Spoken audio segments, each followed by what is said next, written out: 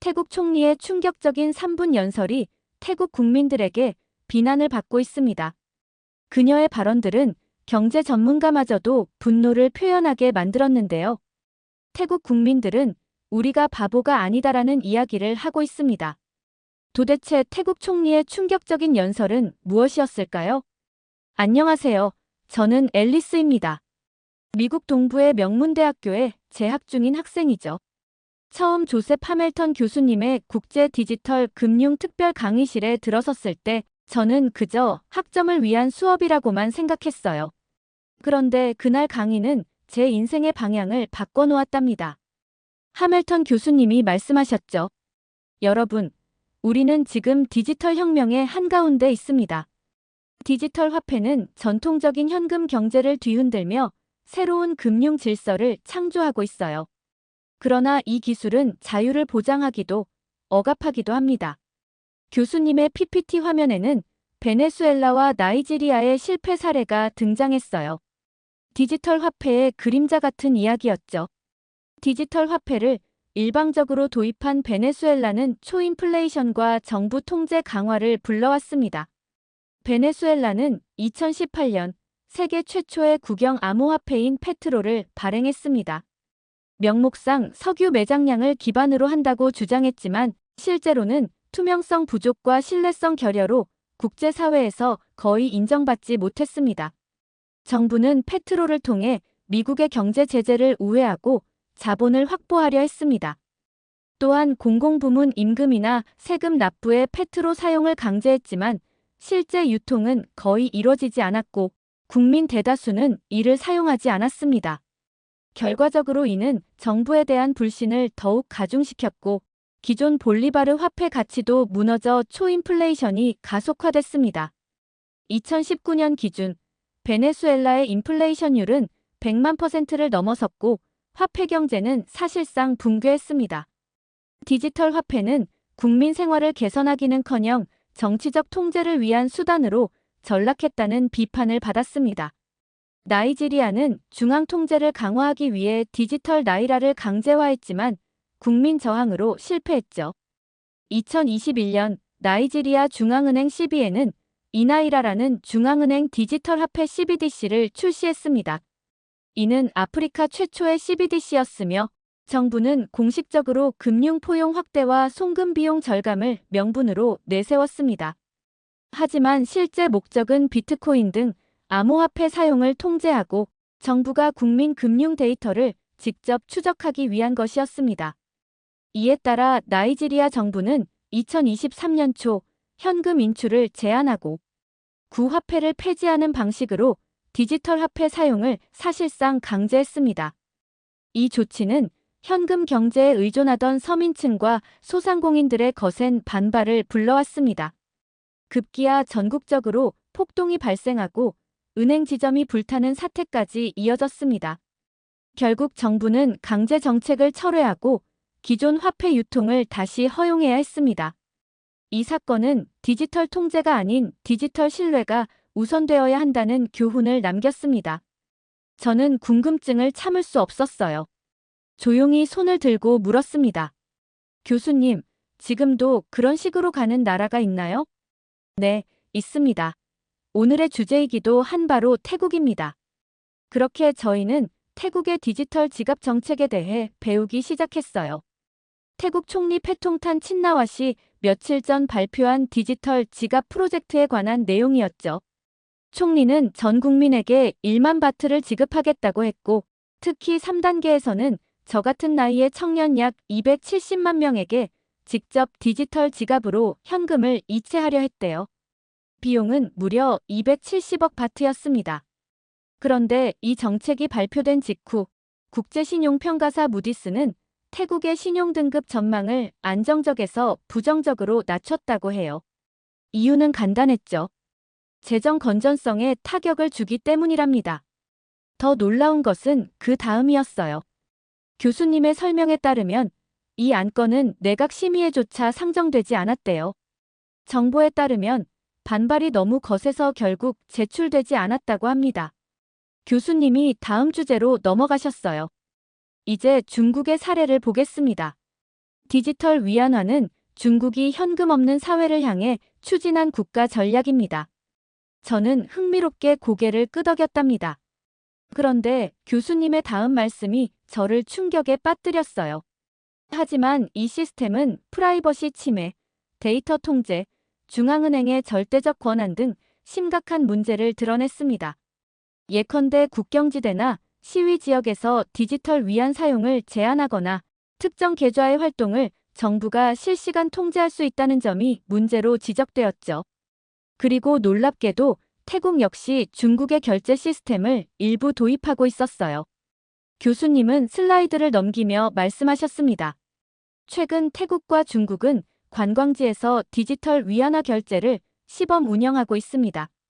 이는 디지털 금융 협력인 동시에 경제 주권을 포기할 수 있는 행위이기도 하죠.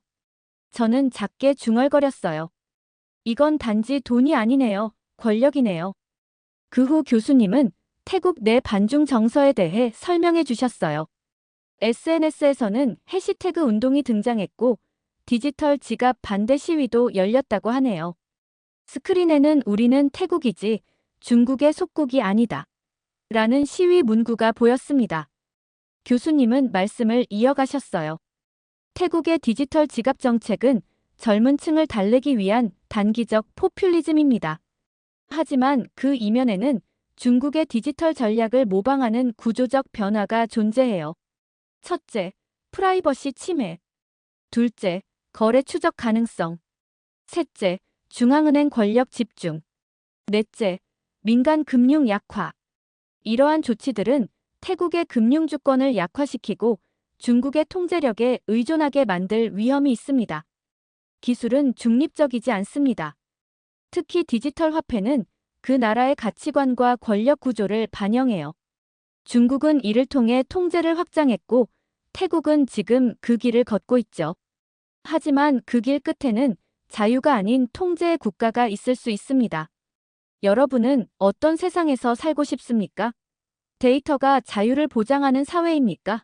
아니면 감시를 정당화하는 사회입니까? 저는 노트에 조용히 적었어요. 기술은 도구일 뿐, 우리가 어떤 권력에게 그것을 넘기느냐가 문제다. 그때 교수님이 갑자기 말씀하셨습니다. 자, 여러분. 좀 더 구체적인 사례를 들어보겠습니다. 태국의 디지털 도박. 이것이 오늘의 두 번째 주제입니다. 교수님은 노트북을 조작하더니 대형 스크린에 영상 하나를 띄웠어요. 이제 여러분께 매우 중요한 자료를 보여드리겠습니다. 태국 총리 패통탄 친나왓의 충격 3분 연설이라고 불리는 영상입니다. 스크린에는 정장을 차려입은 태국 총리가 나타났어요.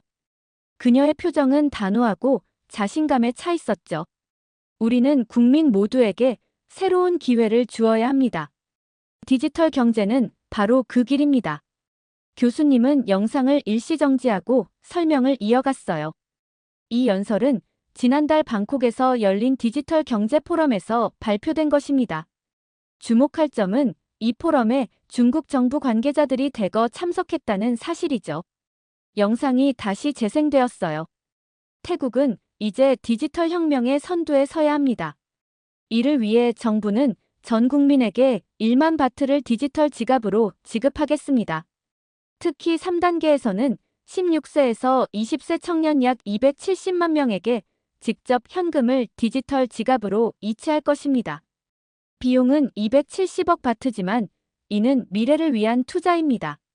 교수님은 다시 영상을 멈추고 PPT 화면으로 전환했어요. 화면에는 무디스의 경고라는 제목이 보였습니다. 이 연설이 있은 지 불과 48시간 만에 국제신용평가사 무디스는 태국의 신용등급 전망을 안정적에서 부정적으로 낮췄습니다. 왜일까요? 이유는 간단합니다. 이 정책은 재정 건전성에 심각한 타격을 줄 수 있기 때문이죠. 교수님은 다음 슬라이드로 넘어갔어요. 그곳에는 태국의 경제 지표가 나열되어 있었습니다. 태국 정부는 이미 미, 중 무역 전쟁의 영향으로 5천억 바트의 긴급 대출을 고려하고 있었습니다. 이런 상황에서 270억 바트를 추가로 지출한다는 것은 무리한 결정이었죠. 옆자리의 학생이 손을 들고 질문했어요.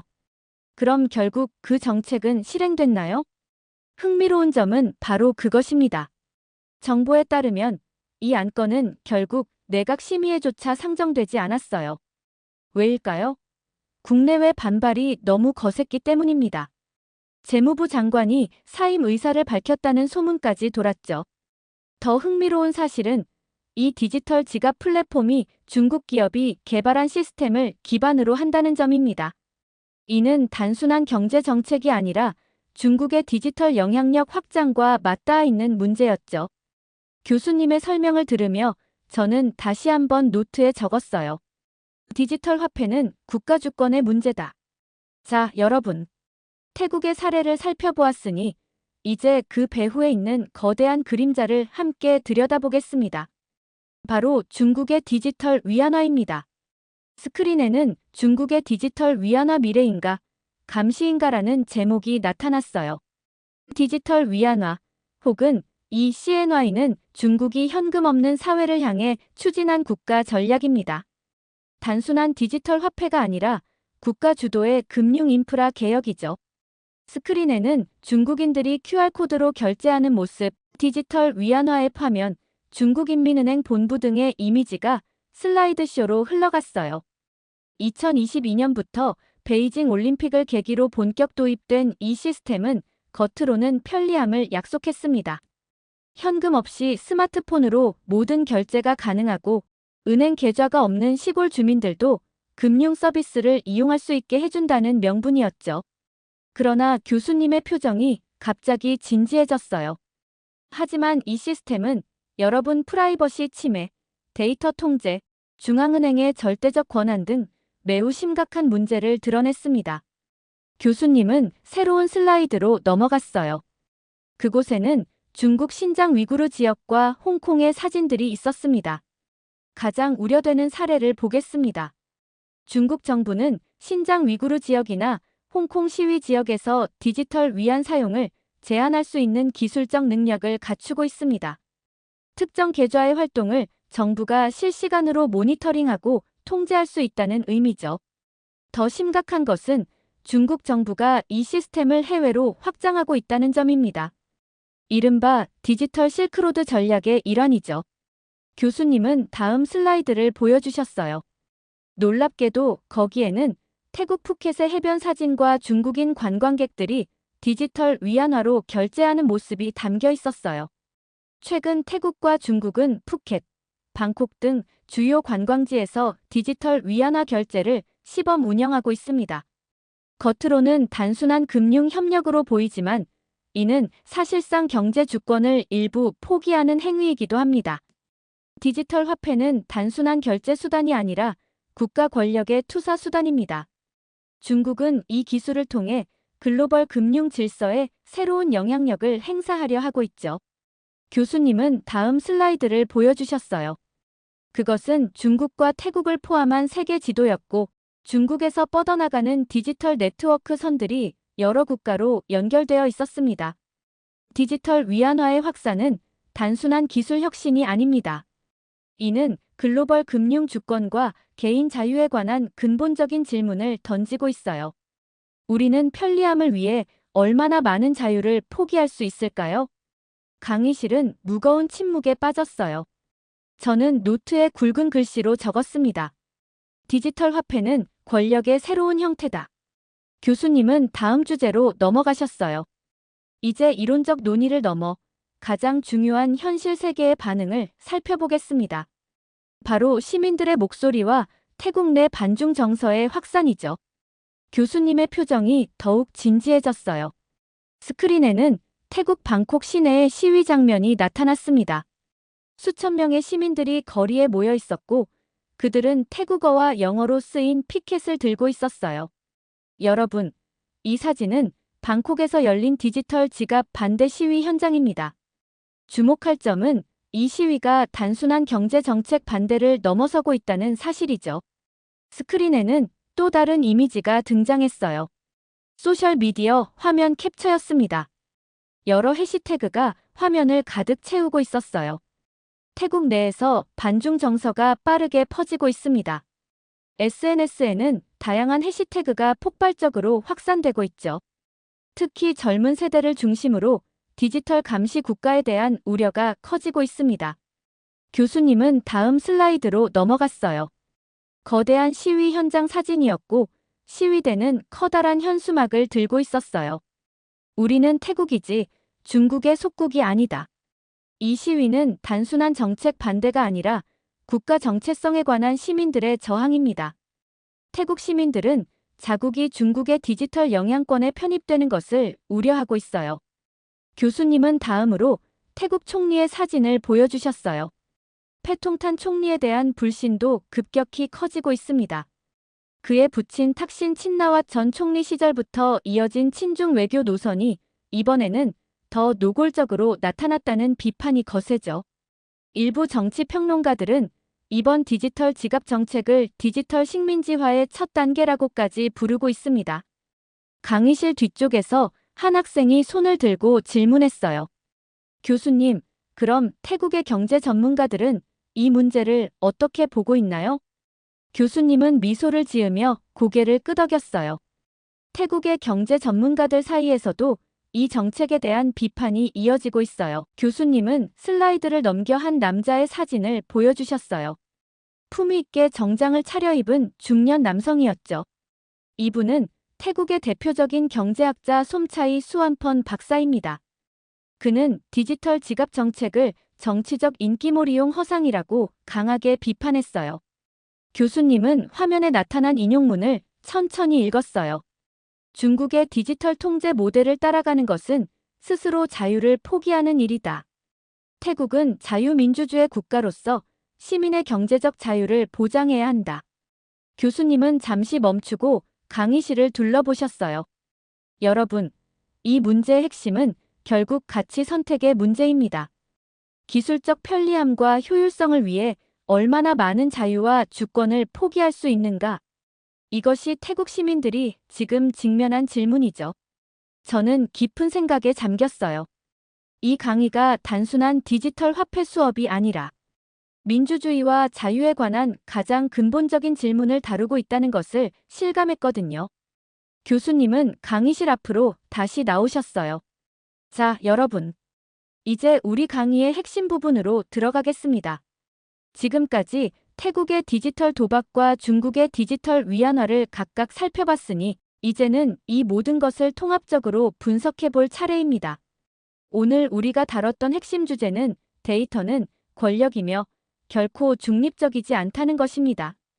이를 태국과 중국의 사례를 통해 종합적으로 정리해 보겠습니다. 첫 슬라이드에는 태국 총리와 중국 고위 관료의 악수 장면이 있었어요. 태국의 디지털 지갑 정책은 겉으로는 젊은 층을 달래기 위한 단기적 포퓰리즘으로 포장되어 있습니다.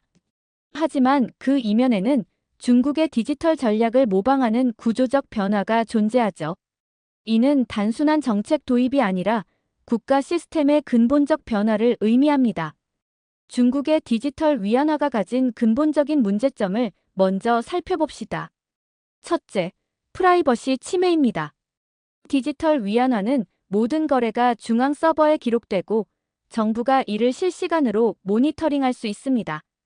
둘째, 거래 추적 가능성입니다. 누가, 언제, 어디서, 무엇을 샀는지 모두 데이터로 남죠. 이는 단순한 소비 패턴 분석을 넘어 시민 감시의 도구가 될 수 있습니다. 셋째, 중앙은행 권력 집중입니다. 디지털 위안화는 중국인민은행이 직접 통제하는 구조로 지역은행이나 민간 금융기관의 역할이 축소됩니다. 이는 금융민주주의의 후퇴를 의미하죠. 마지막으로 민간 금융 약화입니다. 알리페이나 위챗페이 같은 민간 결제 시스템이 국가 시스템으로 대체되면서 민간 혁신이 억제될 위험이 있습니다. 결국 금융 생태계의 다양성이 훼손되죠. 다음 슬라이드는 태국의 정책 흐름을 정리한 내용이었습니다. 이제 태국의 상황을 분석적으로 살펴보겠습니다. 첫째, 관광지에서 디지털 위안화 결제 시범 운영이 시작되었습니다. 이는 표면적으로는 중국인 관광객 편의를 위한 조치지만 실제로는 중국 금융 시스템의 태국 내 확장을 의미합니다. 둘째, 16세에서 20세 청년층을 대상으로 한 디지털 지갑 지급 시도가 있었습니다. 이는 젊은 세대를 디지털 통화 시스템에 익숙하게 만드는 전략적 접근입니다. 마치 마케팅에서 말하는 락인 효과를 노린 것과 유사하죠. 셋째, 무디스의 신용등급 하향과 재정 부담 증가입니다. 이미 경제적 어려움을 겪고 있는 태국에게 이 정책은 추가적인 부담이 됩니다. 이는 단기적 정치적 이득을 위해 장기적 경제 안정성을 희생하는 위험한 도박이죠. 이러한 일련의 조치들은 태국의 금융 주권을 약화시키고 중국의 통제력에 의존하게 만들 위험이 있습니다. 우리가 주목해야 할 것은 이것이 단순한 기술 도입이 아니라 권력 구조의 변화라는 점입니다. 여러분, 이것이 오늘 배웠던 강의의 핵심입니다. 디지털 화폐는 단순한 결제 수단이 아니라 데이터 수집과 권력 행사의 도구가 될 수 있습니다. 기술은 중립적이지 않습니다. 그것은 설계자의 의도와 가치관을 반영합니다. 더 나아가 이 문제는 국가 주권과 직결됩니다. 태국이 중국식 디지털 화폐 모델을 받아들인다면 그것은 단순한 기술 도입을 넘어 새로운 형태의 경제적, 정치적 종속을 의미할 수 있습니다. 디지털 식민지화라고 부를 수 있을 정도죠. 수업이 마무리 단계에 접어들면서 교수님은 자리에서 일어나 강의실 중앙으로 걸어 나오셨어요. 그의 표정에는 진지함과 함께 약간의 감상적인 기색이 엿보였습니다. 자, 여러분. 오늘 우리는 디지털 화폐의 기술적 측면뿐만 아니라 그것이 가진 사회적, 정치적 함의까지 깊이 살펴보았습니다. 우리가 오늘 배운 것처럼 기술은 결코 중립적이지 않습니다. 특히 디지털 화폐는 그것을 도입하는 나라의 가치관과 권력 구조를 그대로 반영합니다. 중국은 이 기술을 통해 국내 외적으로 통제력을 확장했고 태국은 지금 그 길을 따라가고 있는 것으로 보입니다. 하지만 그 길의 끝에는 자유가 아닌 통제의 국가가 있을 수 있습니다. 우리는 기술의 발전이 인류에게 가져다준 놀라운 편리함과 혁신을 부정할 수 없습니다. 그러나 동시에 그 기술이 어떤 목적으로 사용되는지 끊임없이 성찰해야 하죠. 강의실은 완전히 조용해졌어요. 모든 학생들이 교수님의 말씀에 집중하고 있었습니다. 디지털 화폐는 양날의 검입니다. 그것은 금융 포용성을 높이고 거래 비용을 줄이며 경제 발전을 촉진할 수 있습니다.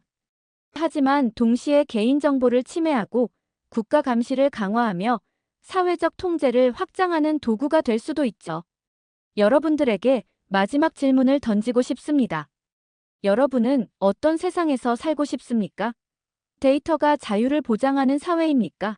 아니면 감시를 정당화하는 사회입니까?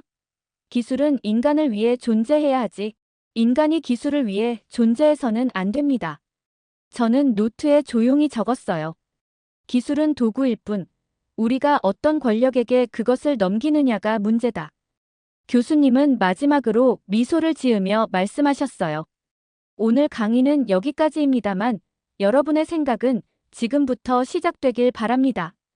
다음 주에는 디지털 화폐의 대안적 모델에 대해 논의하겠습니다. 특히 프라이버시를 보호하면서도 효율성을 갖춘 시스템이 가능한지 살펴볼 것입니다. 감사합니다. 강의실을 나서는 길에 몇몇 학생들이 토론을 이어가고 있었어요. 저도 친구들과 함께 카페로 향했습니다. 오늘의 강의는 끝났지만 우리의 대화는 계속되었어요. 디지털 화폐가 정말 그렇게 위험할까? 친구 중 한 명이 물었어요. 저는 잠시 생각하다가 대답했습니다. 위험한 건 기술 자체가 아니라 그것을 어떻게 설계하고 사용하느냐야. 우리가 선택할 수 있는 문제이기도 하고. 우리의 토론은 밤늦게까지 이어졌고 교수님의 질문은 제 마음속에 깊이 새겨졌어요. 어떤 디지털 세상에서 살고 싶은지, 그리고 그 세상을 만들기 위해 내가 무엇을 할 수 있는지 진지하게 고민하기 시작했답니다. 이날의 강의는 단순한 수업이 아니라 제 인생의 방향을 바꾸는 중요한 순간이 되었습니다. 이렇게 태국의 디지털 화폐를 통해 중국과의 협력을 강화하려는 태국 총리의 사연 어떻게 들으셨나요? 중국에서 알리페이가 잘 되어 있다는 이야기를 들었는데 그 속내를 파보니 이런 무시무시한 결과값이 나온다는 사실에 충격을 받게 되었습니다. 여러분들의 의견은 어떠신가요? 다양한 의견을 댓글을 통해 공유해주세요. 긴 영상 시청해주셔서 감사드리고 영상 재미있으셨다면 구독과 좋아요 부탁드립니다. 태국에서 한국의 흔적이 사라지고 태국은 충격적인 선택을 했습니다. 태국 총리는 중국과의 협력을 강화했지만 중국이 점점 속내를 드러내고 있습니다. 중국은 태국이 아닌 한국 때문에 태국과 협력을 제안했는데요. 도대체 어떤 사건이 있었던 걸까요? 안녕하세요. 제 이름은 넬리입니다. 하버드 대학교 국제경제학과 3학년생이에요. 오늘은 제가 수강 중인 동남아시아 경제 성장론 강의에서 있었던 일을 공유해 드릴게요. 자, 여러분. 오늘은 한국과 태국의 경제 협력 사례를 살펴보겠습니다. 교수님의 열정적인 목소리가 강의실에 울려 퍼졌어요. 한국계 미국인인 권 교수님은 동아시아 경제 전문가로 유명하시죠. 1990년대 한국은 동남아시아 국가들과의 경제 협력을 강화하기 시작했습니다. 특히 태국에 주목했는데요. 이것이 바로 신남방 정책의 시초라고 볼 수 있습니다. 삼성, 현대, LG와 같은 한국의 대기업들은 태국에 대규모 공장을 설립했습니다. 그런데 여러분, 단순히 공장만 세운 게 아니었어요. 그들은 현지 기술자들을 체계적으로 양성했습니다. 기술 이전의 모범 사례죠. 저는 이 협력 관계가 얼마나 흥미로운지 생각했어요. 한국은 불과 몇십 년 전만 해도 개발도상국이었는데 이제는 다른 나라의 발전을 도울 만큼 성장했다니 놀라웠습니다. 중소기업들의 역할도 빼놓을 수 없습니다. 대기업의 그림자에 가려 잘 보이지 않지만 수백 개의 한국 중소기업들이 태국에 진출해 정밀 부품 제조와 서비스업에서 중요한 역할을 했어요. 교수님은 태국 아마타 산업단지의 항공 사진을 보여주셨어요. 한국 기업들이 밀집한 지역이었죠. 한국은 단순히 자국 기업의 이익만을 추구하지 않았습니다. 태국 정부와 협력하여 산업단지를 조성하고 도로, 전력망과 같은 인프라 구축에도 크게 기여했어요. 이는 상생의 경제 협력 모델로 평가받고 있습니다. 옆자리의 태국 여학생 수안차이가 자랑스러운 표정으로 고개를 끄덕이는 모습이 보였어요. 그 결과 어떻게 되었을까요?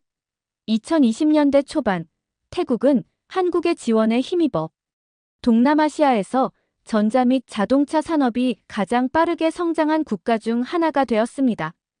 특히 첨단 전자제품과 자동차 부품 수출에서 괄목할 만한 성과를 이루었죠. 그런데 갑자기 교수님의 표정이 갑자기 심각해졌어요. 슬라이드가 바뀌면서 태국 내 반한 감정의 확산이라는 제목이 나타났습니다. 협력 관계가 순탄하게만 진행된 것은 아니었습니다. 2024년부터 태국 불법 체류자 때문에 한국은 태국인들을 대상으로 입국 심사를 강화했죠. 이로 인해 태국 내 SNS와 온라인 커뮤니티에서 반한 감정이 급속도로 확산되기 시작했어요. 초기에는 단순한 온라인 비난이었지만 점차 한국 기업과 관광객을 대상으로 한 실질적인 폭력 사건으로 발전했습니다. 방콕과 파타야에서 한국인 관광객이 폭행당하는 사건이 여러 차례 발생했죠. 문제는 태국 정부의 대응이었습니다. 정부가 이러한 사건들을 공식적으로 규탄하지 않자 한국 기업들은 심각한 우려를 표명하기 시작했어요. 직원들의 안전이 보장되지 않는 환경에서 사업을 계속할 수 없다는 입장이었죠. 교수님은 한국 기업들의 성명서 발표 장면을 보여주셨어요. 결국 2024년 삼성, 현대, LG 등 주요 기업들이 태국에서 생산 기지를 철수하기로 결정했습니다. 이는 단순한 위협이 아닌 실제 행동으로 이어졌고 태국 경제에 즉각적인 타격을 가했어요. 강의실이 조용해졌습니다. 모두가 이 사태의 심각성을 느끼고 있었어요. 수만 명의 태국 노동자들이 실직 상태에 빠졌고 한국 관광객 수도 감소했습니다. 태국의 관광업은 심각한 타격을 입었죠. 특히 한류 관광에 의존하던 지역은 더욱 큰 피해를 입었습니다. 저는 국가 간 관계가 얼마나 취약할 수 있는지, 그리고 감정적 대응이 얼마나 큰 경제적 결과를 초래할 수 있는지 깨달았어요. 잠시만요, 교수님. 갑자기 뒷자리에서 수환차이의 목소리가 들렸어요. 모두가 그를 바라보았죠. 이건 너무 편향된 시각이 아닌가요? 태국 내 반한 감정은 한국 기업들의 오만한 태도에서 비롯된 것입니다. 그들은 태국을 단순히 값싼 노동력을 제공하는 곳으로만 봤어요. 교수님은 침착하게 응답하셨어요. 수환차이 양, 우리는 객관적 사실을 바탕으로 이 사례를 분석해야 합니다. 이제 이 상황에서 제3국의 개입이 어떻게 이루어졌는지 살펴보겠습니다. 파란 그림자 중국의 개입과 기술 유출. 한국 기업들이 태국에서 철수하기 시작한 직후 중국은 이 상황을 전략적 기회로 포착했습니다. 스크린에는 태국, 중국 경제 협력 강화라는 헤드라인의 기사들이 나타났습니다. 중국 국기와 태국 국기가 나란히 걸린 회의장 사진도 보였어요. 중국 기업들은 한국 기업들이 남긴 빈자리를 재빠르게 채우기 시작했습니다. 그러나 이는 단순한 경제적 진출이 아니었어요. 중국은 태국 정부와 적극적으로 협력하며 한국이 수십 년간 구축한 기술 생태계와 인재풀에 접근하려 했습니다. 교수님은 몇몇 통계 자료를 보여주셨어요. 중국의 태국 투자가 2024년 한 해 동안 300% 증가했다는 내용이었죠. 특히 주목할 점은 중국 기업들의 인재 영입 전략입니다. 그들은 한국 기업에서 근무했던 태국인 기술자들에게 기존 연봉의 2배, 심지어 3배까지 제한하며 적극적으로 스카우트했어요. 교수님은 태국의 주요 공업지대에 세워진 중국 기업들의 새로운 공장 사진을 보여주셨어요.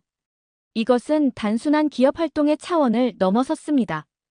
2024년 한국 정보기관과 국제사이버보안 전문가들은 충격적인 사실을 발견했어요. 중국 정보기관이 조직적으로 한국 기술을 유출하기 위한 작전을 펼치고 있었던 겁니다.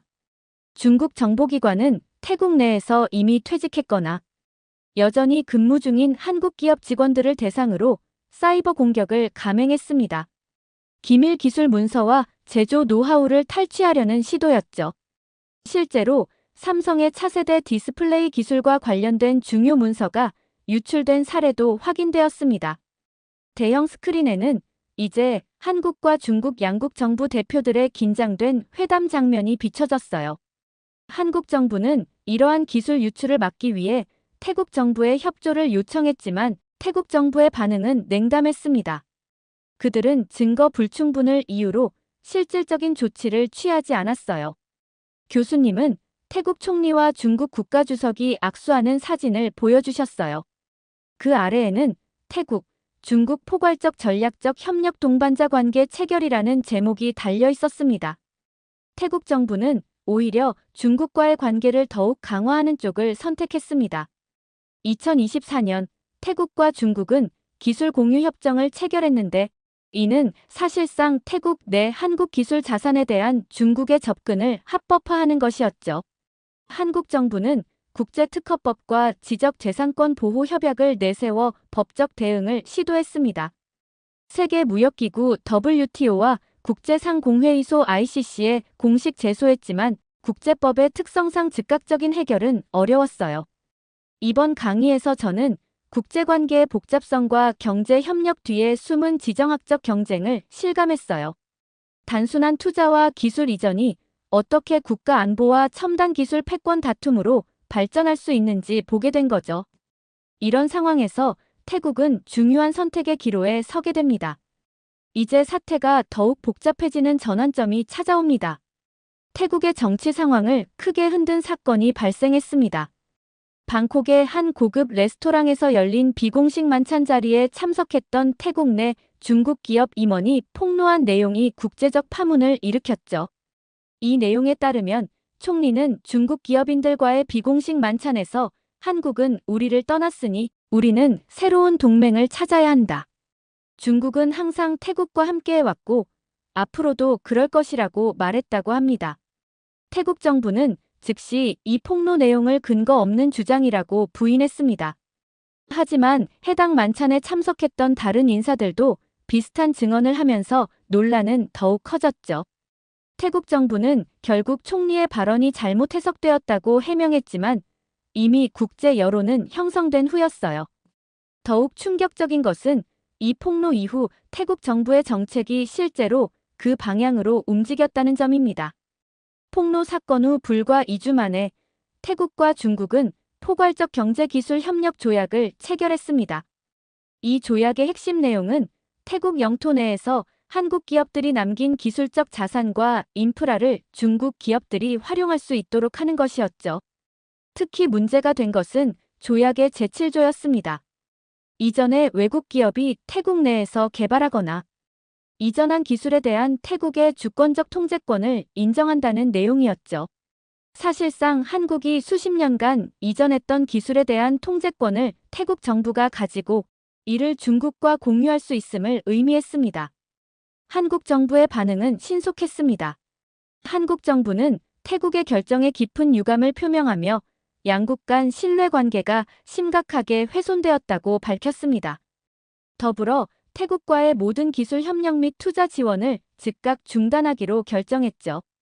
교수님은 한국 대기업들의 공식 성명서도 차례로 보여주셨어요. 삼성, 현대, LG 등 주요 기업들도 태국 시장에서 완전히 철수하겠다는 계획을 발표했습니다.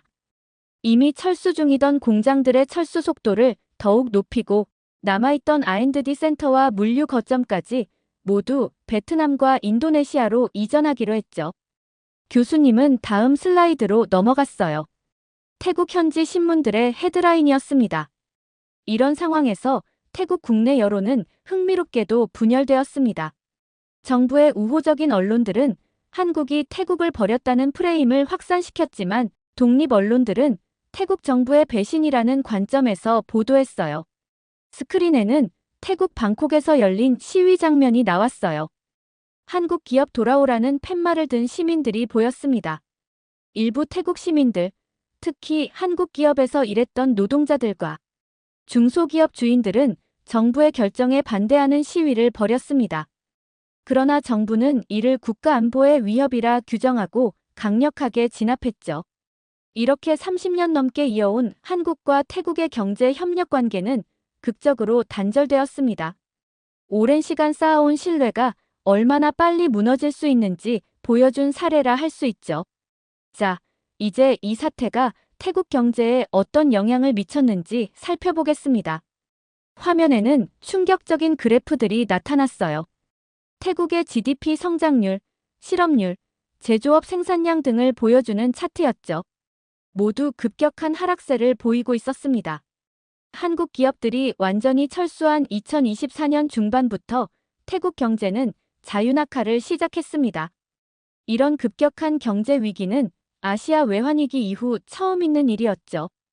교수님은 구체적인 수치를 짚어가며 설명하셨어요. 우선 실업률을 보겠습니다.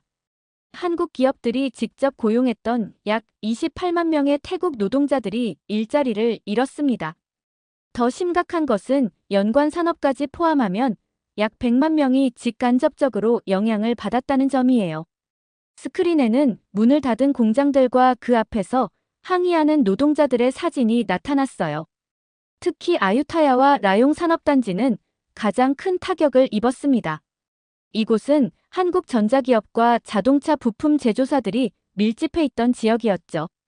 이 지역의 실업률은 35%까지 치솟았어요. 두 번째 문제는 공급망의 붕괴였습니다. 한국 기업들은 단순히 공장만 운영한 게 아니라 태국 내에 복잡한 부품 공급망을 구축했습니다. 이 중추신경이 한순간에 사라지자 남아있던 태국 현지 기업들조차 생산을 이어갈 수 없게 되었어요.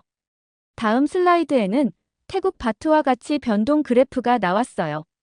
경제 위기가 심화되면서 태국 바트와 가치는 급락했습니다. 이로 인해 수입 원자재 가격이 상승하고 인플레이션이 가속화되었죠. 태국 중앙은행은 급하게 금리를 인상했지만 이는 경제 성장을 더욱 악화시키는 악순환으로 이어졌습니다. 중국 기업들이 한국 기업의 빈자리를 채우기 시작했지만 그 방식은 매우 달랐습니다. 중국 기업들은 본국에서 중간 관리자들을 대거 파견하고 태국 현지인들은 주로 단순 노동직으로 고용했어요. 더구나 임금은 한국 기업이 지불하던 수준의 60에서 70% 정도에 불과했습니다. 스크린에는 중국 기업이 인수한 공장의 노동 환경을 보여주는 사진들이 나왔어요. 노동 환경도 크게 악화되었습니다. 한국 기업들이 구축한 안전 시스템과 복지 제도가 대부분 철폐되었고 근로시간은 연장되었죠. 이에 태국 노동자들의 불만이 폭발적으로 증가했습니다. 갑자기 수완차이가 또다시 손을 들었어요. 교수님, 이건 너무 편향된 관점입니다. 태국 경제가 어려움을 겪은 것은 사실이지만 이것은 한국 기업들의 갑작스러운 철수 때문이에요. 그들은 태국에 아무런 대안도 주지 않고 일방적으로 떠났습니다. 중국 기업들은 최소한 태국을 돕기 위해 들어온 거예요. 교수님은 침착하게 대응하셨어요. 수완차이 양의 의견도 이 논의에 중요한 시각을 제공해주네요. 경제 현상은 다양한 관점에서 해석될 수 있습니다. 교수님은 다시 슬라이드를 넘기셨어요. 태국의 주요 경제 지표들이 더욱 자세히 나와 있었습니다.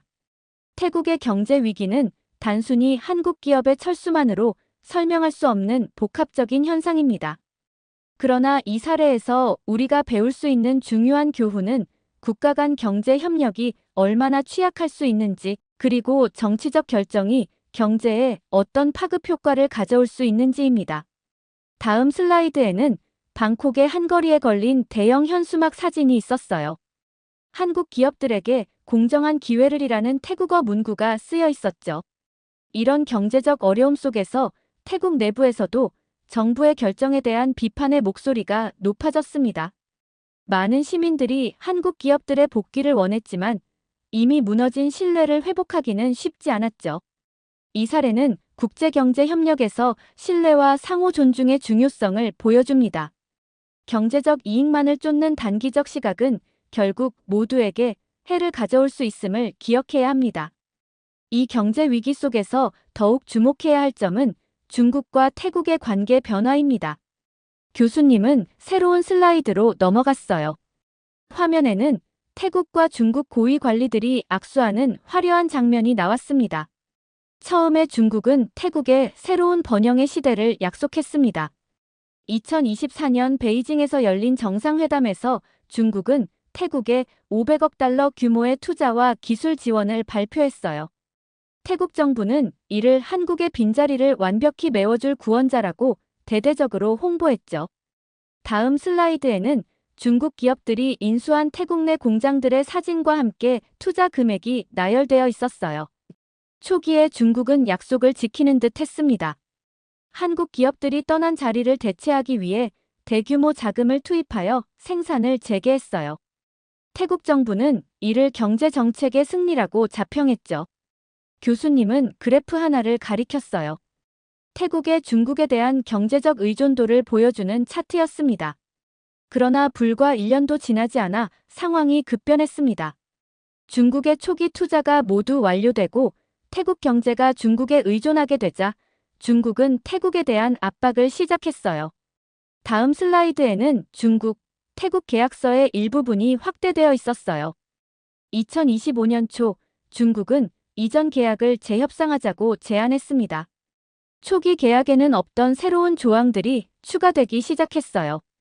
태국이 자국 시장에서 중국 제품에 특혜 관세를 적용해야 한다거나 중국 국영기업에 태국 내 핵심 인프라 운영권을 넘기는 등의 내용이었죠. 교수님은 태국 남부에 건설 중인 거대한 산업단지 사진을 보여주셨어요.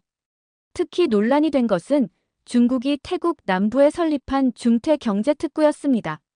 이곳에서는 사실상 태국 법률이 아닌 중국 기준이 적용되었어요. 태국 노동자들은 이곳에서 자국의 노동법 보호를 받지 못했고 임금은 태국 최저임금의 80% 수준에 불과했습니다. 더 충격적인 것은 기술 이전 방식의 차이였습니다.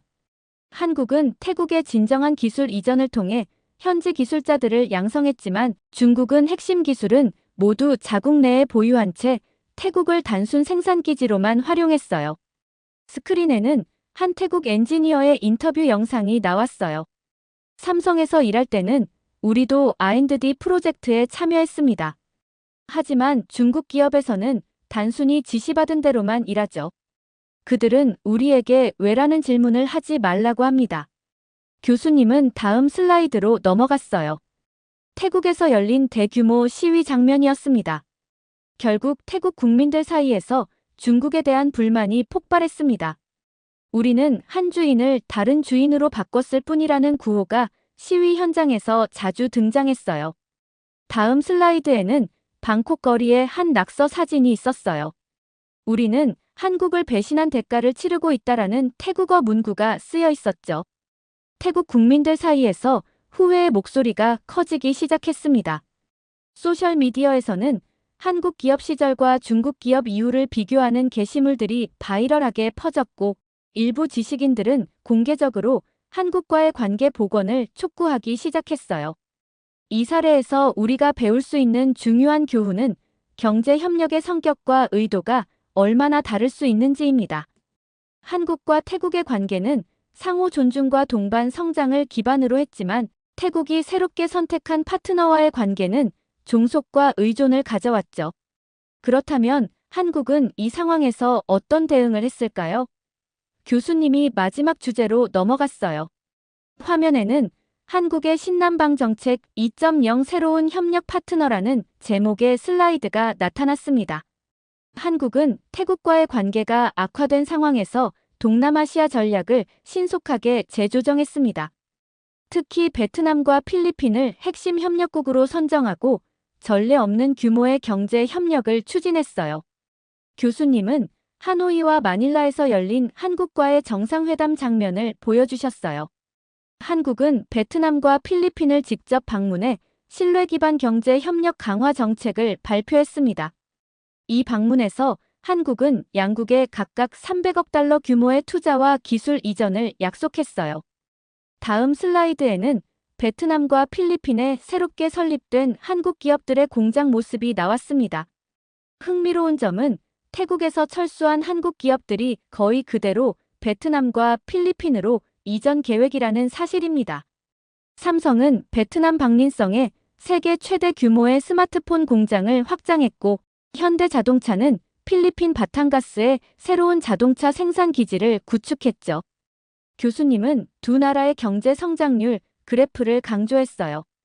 베트남과 필리핀은 한국 기업들의 대규모 투자 덕분에 2025년 아시아에서 가장 빠른 경제 성장을 기록할 것이라는 전문가들의 예측이 있습니다.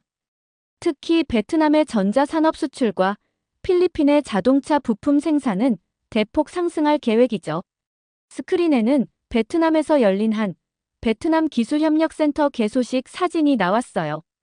한국은 이전의 실수를 반복하지 않기 위해 더욱 깊은 협력 모델을 구축했습니다.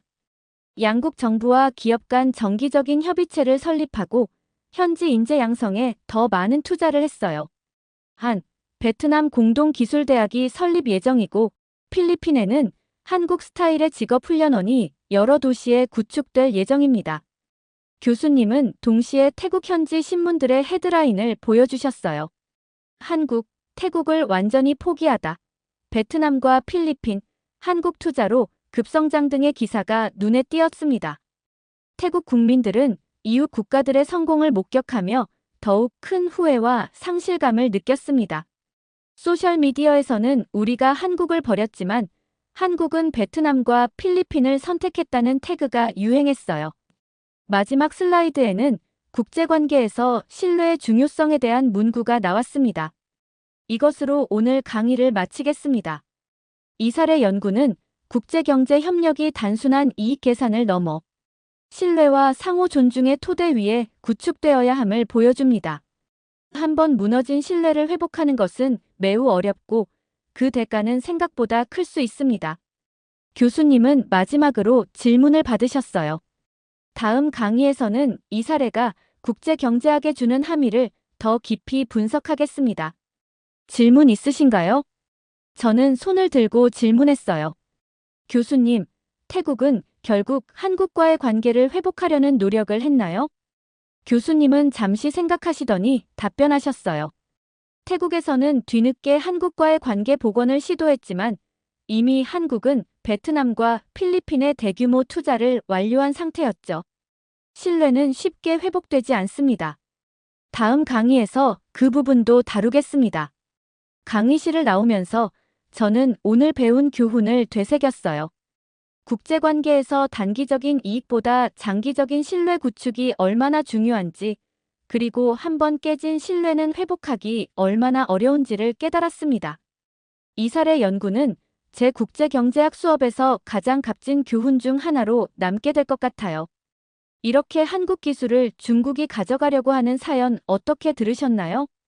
다른 나라가 노릴 만큼 한국 기술이 굉장히 발전했다는 사실에 기쁘긴 했지만 한편으로는 기술을 약탈해 가려는 중국과 태국의 협조 때문에 화가 났습니다. 여러분들의 의견은 어떠신가요? 다양한 의견을 댓글을 통해 공유해 주세요. 긴 영상 시청해 주셔서 감사드리고 영상 재미있으셨다면 구독과 좋아요 부탁드립니다.